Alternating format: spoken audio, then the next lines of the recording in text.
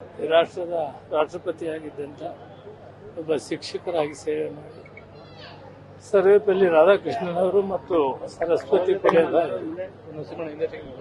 ಇವರ ಜ್ಞಾಪಕಾರ್ಥ ಮತ್ತು ಅವರ ಜಯಂತಿ ದಿನ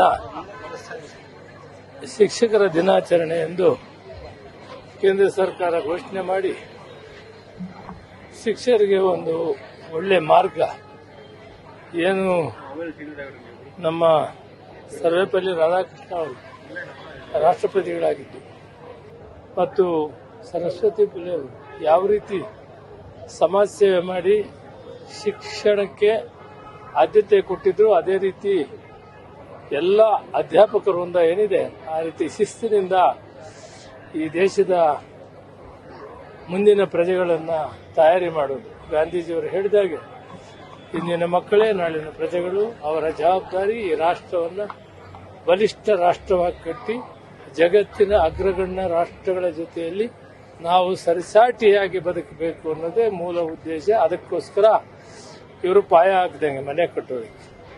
ಅಂದರೆ ಉಪಾಧ್ಯಾಯರ ಪಾತ್ರ ಮಹತ್ತರವಾಗಿದೆ.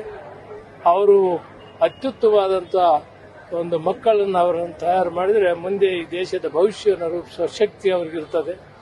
ಆದ್ದರಿಂದ ಅವರು ಒಳ್ಳೆ ಕೆಲಸ ಮಾಡಬೇಕು ಅಂತೇಳಿ ಅವ್ರಿಗೆ ಸಲಹೆ ಮಾಡಿದೆ.